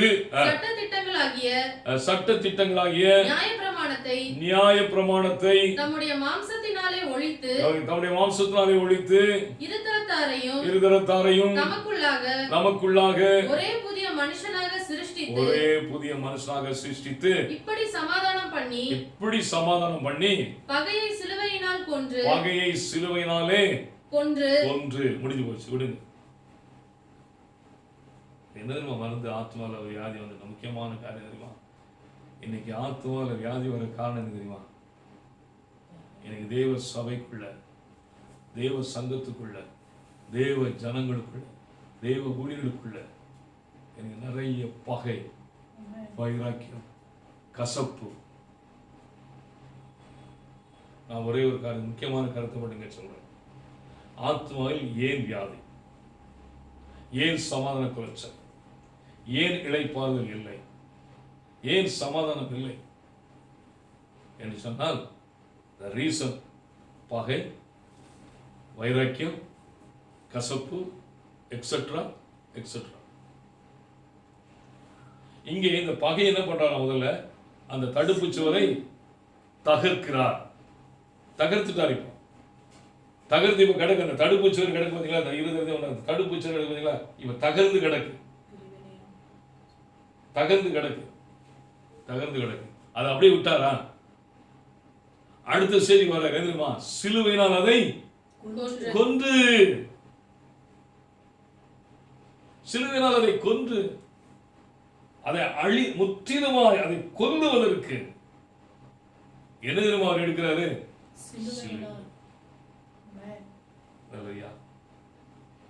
நல்ல கவனிங்க. சிலுவையினால் கொன்று. அப்போ இந்த பகை, வைராக்கியம், கசப்பெல்லாம் தகர்த்துட்டோம் பாஸ்டர்.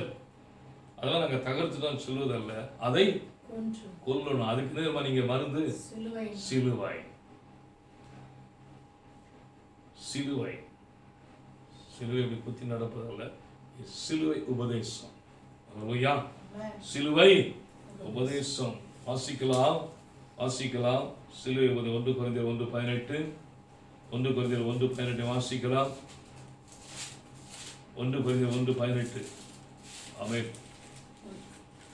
சிலுவையை பற்றிய உபதேசம் கெட்டு போகிறவர்களுக்கு பைத்தியமாய் இருக்கிறது. ரட்சிக்கப்படுகிற நமக்கோ அது தேவ பலனாய் இருக்கிறது. போதும். அப்ப பாருங்க, தேவ பலன் எது தெரியுமா? சிலுவை உபதேசம். சிலுவை அல்ல, சிலுவை என்று சொல்லும் பொழுது அங்கே சிலுவை உபதேசத்தை குறிப்பதாக இருக்கிறது. ஆமென்.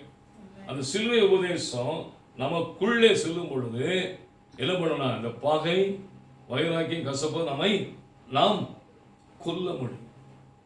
அந்த சிலுவை உபதேசம் உள்ள வந்துட்டா, சிலுவை உள்ள வர்றது இல்லை, சிலுவை உபதேசம். சில பேர் சிலுவை நம்ம கழுத்துல மாட்டிருப்போம், அதெல்லாம் இருக்கு. சிலுவை வீட்டில் மாட்டிருப்போம், சிலுவை சர்ச்சில் வச்சிருப்போம். நான் சொல்ல சிலுவை உபதேசம். சிலுவை உபதேசம் உள்ள வந்ததுன்னா அந்த தகர்ப்பது மட்டுமல்ல, அதை கொன்றுவிட முடியும். One can do it. அது எதனால முடியும்னா சிலுவை உபதேசத்தினால் மட்டுமே முடியும். நல்லா புரிந்து கொள்ளும். சொல்லிட்ட கேட்பாங்க, இல்லை பாஸ்டர் நான் அதெல்லாம் நான் மன்னிச்சிட்டேன் பாஸ்டர், அதெல்லாம் நாங்கள் மன்னிச்சிட்டோம். ஆனால் மறக்க மாட்டாங்க, நினைவிலே இருந்துக்கிட்டு. சிலர் சொல்லுவாங்க, பாஸ்டர் நாங்கள் எல்லாம் மறந்துட்டோம் பாஸ்டர், அதெல்லாம் நாங்கள் மறந்துட்டோம். ஆனால் உள்ளத்தில் மன்னிக்க மாட்டாங்க. ஒரு கூட்டம் மறந்துட்டாங்க, மன்னிக்க மாட்டாங்க. ஒரு கூட்டம் மன்னிச்சிட்டாங்க, நான் மறக்க மாட்டாங்க. என்னங்க அது? அவ தகர்த்திருக்கிறாங்க, இன்னும் சிலுவை இல்லாத சிலுவை உபதேசத்தினாலே அதை சிலுவையினாலே கொல்ல முடியவில்லை. காரணம் சிலுவை உபதேசம் இன்னும் அவங்களுக்குள்ள வரல. புரிந்து கொள்ளுங்க. சிலுவையினால கொல்லுவதற்கு என்னன்னா, சிலுவை உபதேசம் உள்ளவங்க அந்த வார்த்தை வசனம் நிறைவேறும். மறக்கணும் அசுலஸ் மன்னிக்கணும், மன்னிக்கணும் அசுலஸ் மறக்கணும். நன்றென்று அன்றே மறப்பது நன்று. திருவள்ளுவர் சொன்னார். ஆமென். நன்றே மறப்பது நன்று. ஆமென்.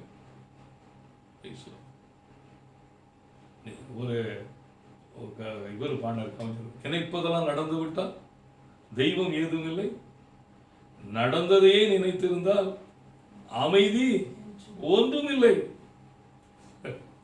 நடந்ததையே நினைத்துக் கொண்டிருந்தால் அமைதி ஒன்றுமில்லை, சமாதானம் இல்லை. அவர் நம்முடைய சமாதான காரணர். ஏங்க இளைப்பாறுதல் இல்லை, ஏன் சமாதானம் இல்லை? காரணம் நடந்ததையே நாங்கள் நினைச்சிட்டு இருக்கோம். ஆனா வார்த்தையில நாங்கள் மறந்துட்டோம் பாஸ்டர், நாங்கள் மன்னிச்சிட்டோம் பாஸ்டர். தகர்க்கிற அனுபவம் இருந்திருக்கு, ஆனா சிலுவையினால இன்னும் கொல்லவில்லை. அருமையானவர்களே கவனிங்கள், இது ஆத்மாவில் இருக்கிற வியாதி. இந்த வியாதிக்கு மருந்து என்ன தெரியுமா? சிலுவை உபதேசம் உள்ள வந்தா கொன்று விட முடியும். அல்லேலூயா. யுத்தத்துக்கு ஒருத்தன் போறான், யுத்தம் நடக்குது, டமாடிங்கிறான், ஏதோ நடக்குது, காயப்பட்டாங்க, காயப்பட்ட உடனே அடுத்து ஏதோ ஒன்று நடக்கிறாங்க அப்படின்னு அந்த காயப்பட்டவங்களை விட்டுட்டு வந்துட்டோம் வச்சுக்கல. ஒருவேளை இந்த காயப்பட்டவர்கள் மறுபடியும் எழுந்து நின்று மறுபடியும் எதிர்த்தாக்குதல் நடத்த மாட்டான்னு சொல்லி என்ன நிச்சயம்? பண்ணலாம் அல்லவா? மறுபடியும் அவங்க எழுந்து நின்று மறுபடியும் துப்பாக்கிகளை பீரங்களை எடுத்துக்கொண்டு அந்த எதிர்களை தாக்கலாம் அல்லவா? அப்போ ஜெயம் எங்கே தெரியுமா இருக்கு? காயப்படுதல் மட்டுமல்ல, தகர்ப்பதில் மட்டுமல்ல, கொல்லப்பட வேண்டும். நீ சிலுவையினால் கொன்று பகை வைராக்கியம் கொல்லப்படணும். அப்பதான் இந்த ஆத்மால வியாதி நீங்கும். அப்பதான் அந்த இளைப்பாறுதல், அதுதான் உண்மையான சமாதானம். அல்லேலூயா. அல்லேலூயா. ஒரு வருஷத்துக்கு கூட வாசிக்கலாமா? 2 கொரிந்தியர் 10 3 வாசிக்கலாம். 3 முதல் வாசிங்க. நாங்கள் மாம்சத்தில் நடக்கிறவர்களாய் இருந்தும் மாம்சத்தின்படி போர் செய்கிறவர்கள் அல்ல. எங்களுடைய போராயுதங்கள், எங்களுடைய அந்த சிலுவை உபதேசம் உள்ள வந்துட்டு வச்சிருக்கீங்களா? எங்களுடைய போராயுதங்கள் மாம்சத்துக்கு ஏற்றவைகளாய் இராதபடி அரண்களை நிர்மூலமாக்குவதற்கு தேவ பலன். சிலுவை உபதேசம் தான் இந்த தேவ பலன் கிடைக்கும். சும்மா அப்படிலாம் வச்சுக்கிட்டு சர்ச்சுக்கு போனோம் வந்தோம் பாஸ்டர் அப்படி பண்ண அதெல்லாம் இந்த தேவபலன் எங்க தெரியுமா கிடைக்கும்? சிலுவை உபதேசத்தினாலே. வாசிங்க தொடர்ந்து. அவைகளால் நாங்கள் தர்க்கங்களையும் தேவனை அறிகிற அறிவுக்கு விரோதமாய் எழும்புகிற எல்லா மேட்டிமைகளையும் நிர்மூலமாக்கி எந்த எண்ணத்தையும் கிறிஸ்துவுக்கு கீழ்ப்படிய சிறைப்படுத்துகிறவர்களாய் இருக்கிறோம். ஹல்லேலூயா. எந்த எண்ணத்தையும் கிறிஸ்துவுக்கு கீழ்ப்படிய சிறைப்படுத்துகிறவர்களாய். இதாங்க தேவ பலன். இது யாரால முடியும்? சிலுவை உபதேசம் உள்ளவங்கதான். இதான் சொல்றார் பவுல் சொல்றார், சிலுவையினால் ஒன்று. அப்ப ஆத்மாவில வியாதி நீங்கணும்னா இந்த அனுபவத்தோட நீ வரணும். சரீர வியாதி மருந்து கண்டுபிடிச்சாச்சு, ஆத்மாவில வியாதி கண்டுபிடிச்சாச்சா? கண்டுபிடிச்சாச்சு. கடைசி என்னது? ஆவியில வியாதி. கலாத்தியர் 5:25 வாசிக்கலாம். கலாத்தியர் 5:25 ஆவியில வியாதி. கலாத்தியர் 5:25 நாம் ஆவியினாலே பிழைத்திருந்தால் ஆவிக்கேற்றபடி நடக்கவும் கடவும். அப்போ ஆவியினால் பிழைத்திருப்பது என்பது என்ன? 1 தெசலோனிக்கர் 5:19 வாசிங்க. 1 தெசலோனிக்கர் 5:19 1 தெசலோனிக்கர் 5:19 ஆவியை அவித்து போடாது. என்னங்க? அணைச்சிடாதீங்க. கொழுந்து விட்டு ஆவி எரியணும். அதை அணைச்சிடாதீங்க. ஆவியை அவித்து போடாதீங்க. நீங்க அவித்து போட்டா பிழைக்க முடியாது. அவிஞ்சிட்டுனா பிழைக்க முடியாது. அது கொழுந்து விட்டு ஆவி எப்படியணும்? கொழுந்து விட்டு எரியும். ஆமென். அது அனல் மூட்டி எழுப்பும். கொழுந்து விட்டு எரியணும். அப்ப ஏன் ஆவி அவிந்து போது? அநேகர் இன்னைக்கு வந்துட்டு பிழைக்க முடியாதபடி பின்வாங்கி போனாங்க. சிலர் சோர்ந்து போனாங்க, இன்னும் சிலர் விழுந்தும் போனாங்க. ஏன் தெரியுமா? அது கொஞ்சம் கொஞ்சமா அணைஞ்சு அவித்து போடுகிற அனுபவத்து வந்தாச்சு. அதனால விழுந்து போன வாரம் கேட்ட போல விழுந்து போன தாவீதின் கூடாரங்களாக இருக்கிறார்கள். ஆமென். அல்லேலூயா. சுபம் கிடையாது, வேத வாசிப்பு கிடையாது, தேவனோட ஐக்கியம் கிடையாது. நிறைய பயமா இருக்கு. இவன் வேற சர்ச்சை லாக் பண்ணி வச்சிருக்கான். கஷ்டப்பட்டு எல்லாரும் கூட்டி சேர்த்தோம். இப்ப என்ன ஆகுமோ தெரியல. ஜெபிக்கிறாங்களா, வேத வாசிக்கிறாங்களா, ஒன்றும் தெரிய மாட்டேன். இது எங்க போய் முடியும்னு புரிய மாட்டேன். அருமையாளர், எந்த இடத்துல இருந்தாலும் சரி, நீங்கள் ஆவியை அவித்து போடாதபடி நீங்க மறுபடியும் உங்களை தட்டி எழுப்புங்கள். ஒரு அலையிலே சொல்லுவாங்க, தட்டி எழுப்புங்க. அவருடைய வருகை சமயமாக இருக்கிறது. ஆவியை அவித்து போடாது. அனல் மூட்டி எழுப்புங்கள். பின்வாங்குற அனுபவம் வந்ததுன்னா உடனே நீங்க தேவ சமூகத்துக்கு ஓடி வாங்க. அதை தான் நான் சொல்லுவேன். அப்போ அதுக்கு என்னங்க மருந்து? ஆவியை அவித்து போடாதபடி அனல் மூட்டி எழுப்பு. என்ன மருந்து? அதனுடைய ரெமெடி என்ன? அதுக்கு எங்க மெடிசன்? Where is medicine? எங்க இருக்கு மருந்து? எங்க இருக்கு? இந்த வியாதிக்கு இருக்கு. கலாத்தியர் 3:3 வாசிங்க. கலாத்தியர் 3:3 வாசிப்போம். ஆவியினாலே ஆரம்பம் பண்ணின நீங்கள். இல்ல மருந்து அதல்ல, மருந்து இந்த இடத்துல இருக்கு. இத வாசிங்க. கலாத்தியர் 3:3 வாசிங்க. ஆவியினாலே ஆரம்பம் பண்ணின நீங்கள் இப்பொழுது மாம்சத்தினாலே முடிவு பெற போகிறீர்களோ? நீங்கள் இத்தனை புத்தியினரா? இத்தனை பாடுகளையும்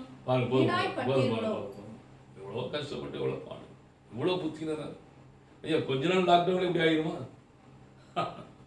ஒரு 3 மாசம் லாக்டவுனு, அதுக்குள்ள இவ்வளவு சோறு வந்துட்டு ஆவி அவித்து போட்டேன்.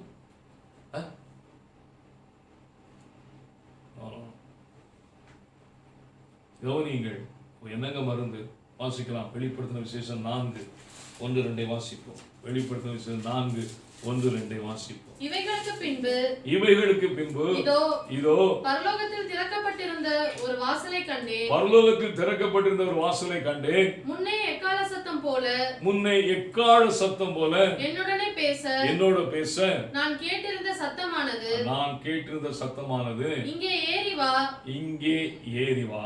இவைகளுக்கு பின்பு சம்பவிக்க வேண்டியவைகளை நான் உனக்கு காண்பிப்பேன் என்று விளம்பியது.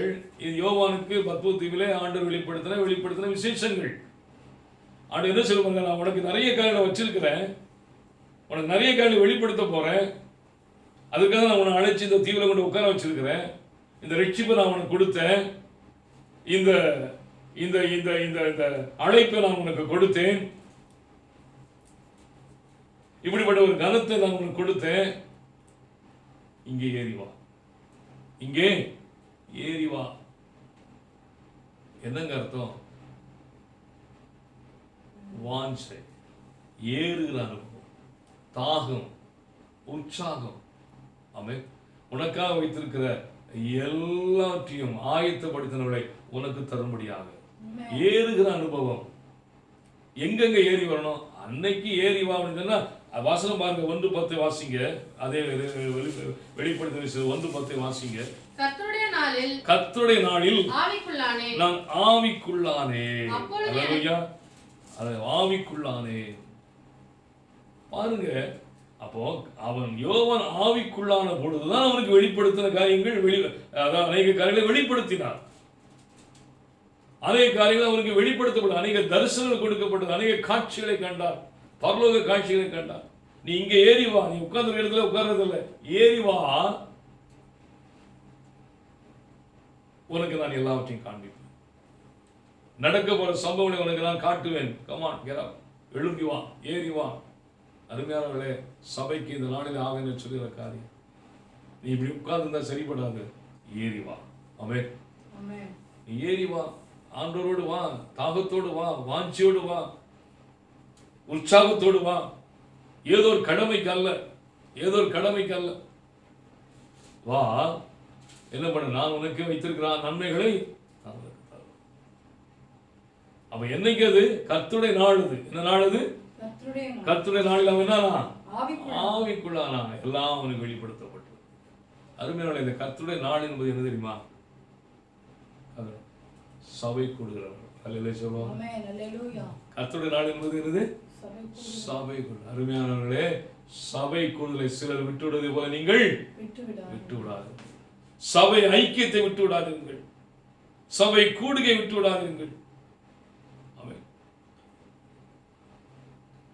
நீங்க சபை ஐக்கியத்தை விட்டாச்சுன்னா உங்க ஆவி அவித்து போடப்படும்.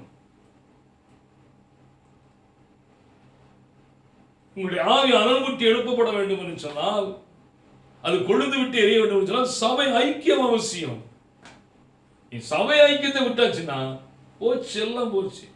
பிழைத்திருக்க முடியாது என்று வேதம் சொல்கிறது. நீங்கள் பிழைத்திருக்க முடியும், ஆவியிலே பிழைத்திருக்க முடியும். மருந்து தெரியுமா? ஆவியிலே பிழைத்திருக்க சபை ஐக்கியம். அது எப்படி சபை ஐக்கியம்? உற்சாகத்தோடு வரணும். தேவனுடைய ஆலயத்துக்கு வரும்போது உற்சாகத்தோடு வந்தால் என்ன ஆகும்? அங்கே ஒரு வியாதி நீங்கும். ஆவியில் இருக்கிற வியாதியோட நீங்கி போகும். நீ பிழைத்திருப்பாய், நீ ஆஸ்வாதமாய் இருப்பாய், நீ மேன்மைப்படுப்பாய். அவன் இங்கே ஏறி வா. கர்த்தருடைய நாளிலே அவன் ஆவிக்குள்ளான். கர்த்தருடைய சபை கூடுகிற நாளை அலட்சியப்படுத்தாது.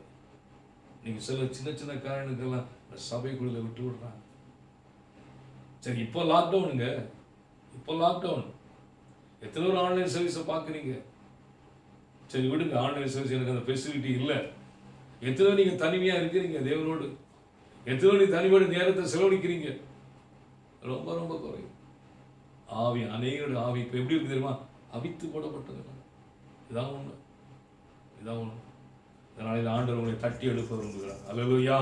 உங்களை உற்சாகப்படுத்தி உங்களுடைய ஆவியில் இருக்கிற வியாதிகள், ஆத்மாவில் இருக்கிற வியாதிகள், சரீரத்தில் இருக்கிற வியாதிகள் எல்லாம் நீங்கி நீ வாழ்ந்திருக்கும்படி, நீ வாழ்ந்து சுகமாயிருக்கும்படி, பிரியமானவனே எல்லாவற்றிலும் வாழ்ந்து சுகமாயிருக்கும்படியா. கடைசி ஒரு வசந்த வாசித்து நான் முடிச்சிடலாம். ஆமென். எபேசியர் 3:18 வாசிங்க. எபேசியர் 3:18. எபேசியர் 3:18. சகல பரிசுத்தவான்களோடும் கூட கிறிஸ்துவின் அன்பின் அகலமும். பாருங்க 3:16 வாசிங்க. 3:16. நீங்கள் அவருடைய ஆவியினாலே, நீங்கள் அவருடைய ஆவியினாலே உள்ளான மனுஷனில் வல்லமையாய் பலப்பட.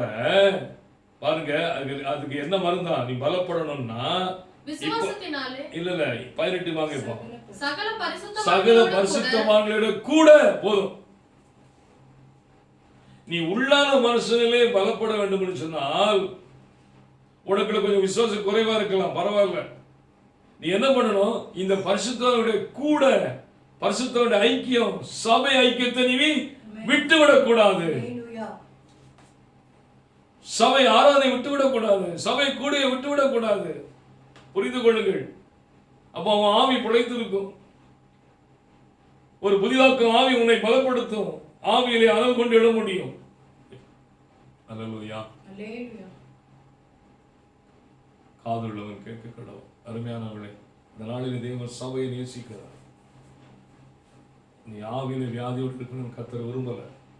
ஆத்மாவில வியாதியோடு இருக்கணும் கர்த்தர் விரும்பல. சரீரத்துல வியாதியோடு இருக்கணும் விரும்பல. எல்லாத்திலும் வாழ்ந்து சுகமாயிருக்கு. அல்லேலூயா, அல்லேலூயா, பிரைஸ் தி லார்ட். வாசித்து முடிக்கலாம். ஏசாயா 33:24 வாசிப்போம். ஏசாயா 33:24. ஏசாயா 33:24. ஏசாயா 33:24 வாசிப்போம். வியாதிப்பட்டிருக்கிறேன் என்று நகரவாசிகள் சொல்வதில்லை. அதில் வாசமாயிருக்கிற ஜனத்தின் அக்கிரமம் மன்னிக்கப்பட்டிருக்கும். ஒருவரும் சொல்லாதீங்க நான் வியாதிப்பட்டிருக்கிறேன். அல்லேலூயா. நான் வியாதிப்பட்டிருக்கிறேன் என்று ஒருவரும் இனி சொல்லா இருப்பானாக. அல்லேலூயா. தேவன் விரும்புகிற காரியம் நீ எல்லாவற்றிலும் வாழ்ந்து சுகமாயிருக்க. சரீரத்துக்கு வியாதியை குறித்து பார்த்தோம். அதுக்கு என்ன காரணம் என்று பார்த்தோம். அதுக்கு மருந்து என்னவென்று பார்த்தோம். ஆத்மாவுடைய வியாதி என்னவென்று பார்த்தோம். அதுக்கு மருந்து என்னவென்று பார்த்தோம். ஆவியில வியாதியை பார்த்தோம். அதுக்கும் மருந்தை பார்த்துட்டோம். அல்லேலூயா. இனி ஒருபோது நான் வியாதிப்பட்டிருக்கேன்னு சொல்லி ஒருத்தரும் சொல்லக்கூடாது. ஆமென். கர்த்தர் உன்னை நேசிக்கிறார். நீ வாழ்ந்து சுகமா இருக்க வேண்டும் என்று எல்லாரும் எழுந்திருப்போமா? எல்லாரும் எழுந்திருப்போம். Praise be to Lord. Hallelujah, hallelujah, hallelujah, hallelujah. எல்லாரும் ஸ்தோத்திரம் பண்ணுவோம். எல்லாரும் கர்த்தரை மையப்படுத்துவோமா? ஹல்லேலூயா, ஹல்லேலூயா. நன்றி இயேசுவே. கர்த்தாவே உமக்கு நன்றி, நன்றி இயேசுவே. ஹல்லேலூயா, ஹல்லேலூயா. நன்றி, நன்றி, நன்றி இயேசுவே. ஹல்லேலூயா, ஹல்லேலூயா. ஒன்றும் கடினமான காரியம் அல்ல. Amen. Hallelujah. Praise the Lord, praise the Lord. கர்த்தர் எல்லாவற்றிலும் நீ நிறைவாய் ஆசீர்வதிக்கப்படணும் கர்த்தர் விரும்புகிறார். ஆமென். ஹல்லேலூயா, ஹல்லேலூயா. பெருமழை பெய்தும் பேழையை காப்பதும் லேசான காரியம்.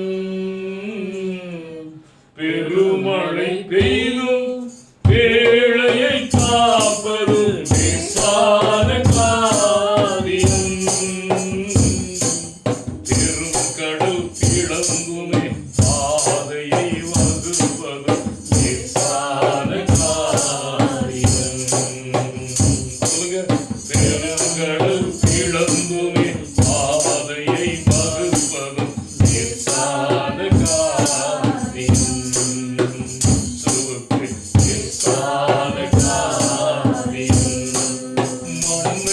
பிசைந்து மனிதரை படைப்பது லேசான காரியம்.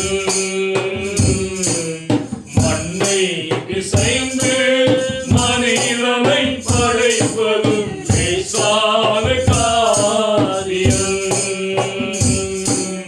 மண்ணான மனிதருக்கு மண்ணாவை அளிப்பது லேசான காரியம். இருப்பதால் தேவனுக்கு பிரியமானது. மண்ணான மனிதருக்கு மன்னாவை அளிப்பதும் லேசான காரியம். இயேசுவுக்கு லேசான காரியம். லேசான காரியம். கூழாங்கலாலே கோலியாத் தீர்ந்ததும் லேசான வியாதி உன்னை விட்டு நீங்கட்டும். கோலியாத் என்ற வியாதி உன்னை விட்டு நீங்கட்டும்.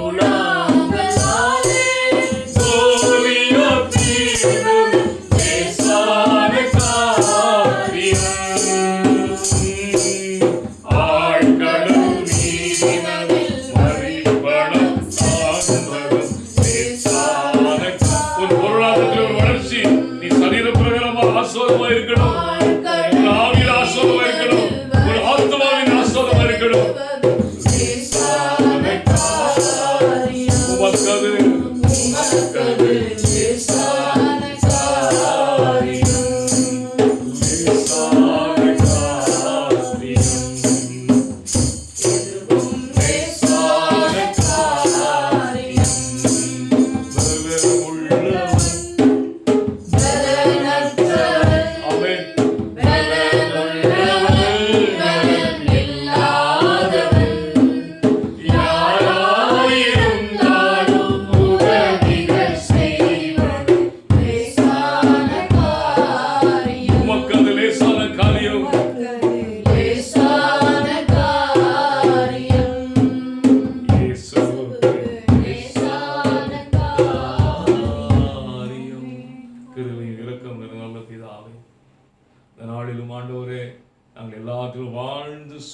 இருக்க வேண்டும் என்று என் தேவன் விரும்புகிறது.